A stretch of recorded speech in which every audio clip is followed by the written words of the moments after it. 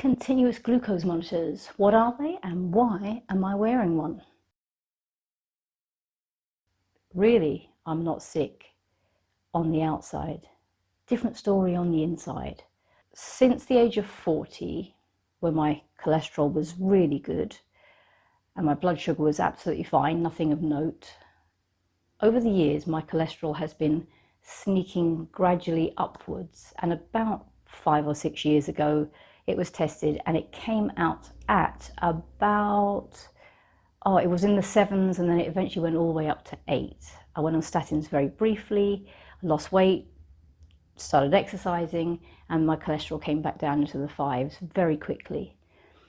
Anyway, I moved from Australia back to the UK, didn't register with a doctor, so didn't have any more statins, gained a little bit of weight, and it turns out my cholesterol has gone back up.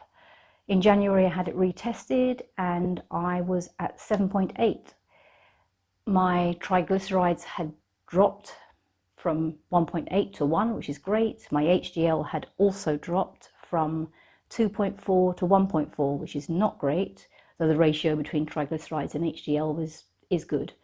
But my LDL, which is the bad stuff, had increased quite a bit. So that's a bad news story. New Year's Eve, I stopped drinking, had blood tests done middle of January.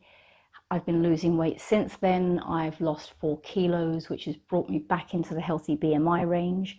59 kilos is my top end where I cross from healthy to unhealthy. I'm 56 kilos now. I want to get down to 53. I know that's a very small number, but I am a very small person at 5 foot. I don't do this, and I'm not talking about this for looks. I'm talking about this because I want to be healthy and well. I don't want to have a stroke. I don't really want to have a heart attack either, but if I have a heart attack and I die, then I'm dead, and it won't matter all that much to me anyway. But so this really is a journey of health. My blood sugar, again, was never an issue through my 40s, all the way up. Whether I gained weight or lost weight, my blood sugar had never been an issue. Round about in my 50s, I started to notice kind of it climbing up, and it was like pre-diabetes, 5.3, 5.4, 5.5, 5.6. But the last blood test, it was at 5.8. And at that point, I was 60 kilos. And I was like, okay, this is something I have to fix. And I've been fixing it very slowly, to be fair. I started taking HRT at the beginning of March because I understand that menopause can be one of the drivers of increasing blood sugar and increasing cholesterol. And that would sort of make sense. That would match with that slow rise up from the age of 40 into my 50s, where my cholesterol just seemed to go through the roof for no logical reason. It can also be a cause of the increase of blood sugar and HbA1c as well. So I figured, let's start HRT, and it's fixing a whole bunch of other little irritating things that menopause brought as well. I didn't have a bad menopause, but I think these two measures are definitely a consequence of, well, I believe they're a consequence of menopause. I'm 4 months in to the HRT. I've lost 4 kilos. I've been doing intermittent fasting, so eating an 18-6 window or sometimes a 16-8, and most of the time I've been pretty good. I stopped drinking alcohol in January, so I am now 7 months, just over 7 months of not drinking apart from a week away, and I think a couple of days either side of that, if I recall correctly. Yeah, so I'm hoping that combination, cutting out alcohol, losing 4 kilos, starting HRT, will bring my blood sugar back into the healthy range and will bring my cholesterol down to the point where I don't need to take statins. I will review it again with the doctor if my cholesterol is at a level where it's still too high, but let's work on this for now. I still have 3 more kilos to lose. I am currently 56 kilos. I want to get down to 53. That was always the weight that was about the right weight for me, where I didn't have a big belly. and I don't care about the size of the belly as far as it looks. That's not important to me. But the visceral fat, the stuff that's dangerous, the stuff that's linked to high cholesterol and heart disease and a shorter life, is stored around the tummy. And unfortunately, and it's around the organs, it's the fat you can't see, it's the fat that's on the inside. So it's not the fat that you can grab, it's the fat that is deep within. And consequently, there is a measurement, and you probably all know about this. It's the waist to height measurement. Your waist circumference should be less than half of your height.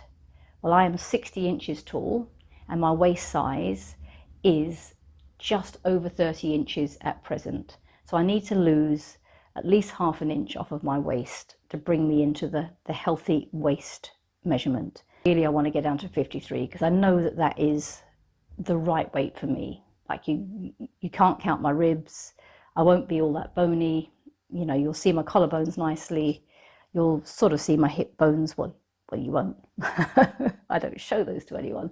But yeah, I won't be lacking in some pinchable fat, even at that stage. That's where I'm heading. That's what I want to achieve. And I want to achieve a long and healthy life. And to that end, I am wearing a continuous glucose monitor. I put it on last night at about 9:15. It synced up, ready for 10:15. And I think I was at 4.4 or 4.6 at that point, so that's good. Went to bed at I think about 4.9. It was fine through the night. It dropped down a little bit in the early hours. I've noticed that with CGMs that my blood sugar does drop down into the red zone roughly in the middle of my sleep. And yeah, I got up this morning and it was 4 point something, I think. I can't remember. I was going to write it down. I don't think I did. Anyway, I've been keeping a journal of all the things, every when I've eaten, when it started to spike, when it's come back down, so that I can do a bit of a map and see.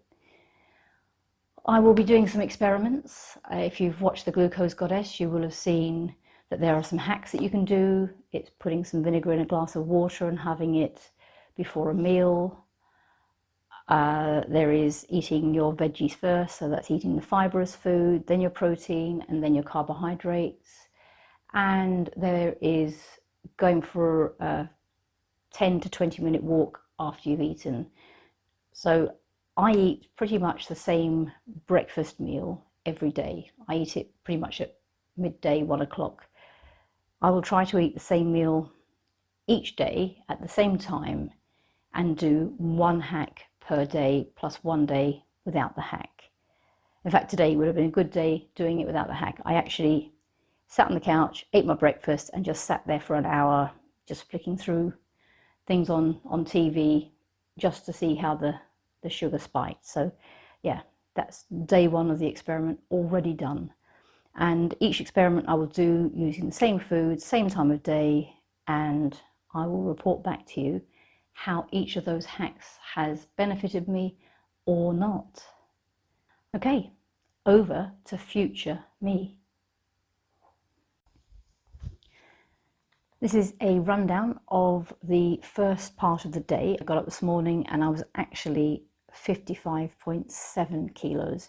I put on my CGM last night at 9:15. I took my first reading at 10:15 and it was around about 4.4, 4.5. I went to bed about midnight. It was about 4.9.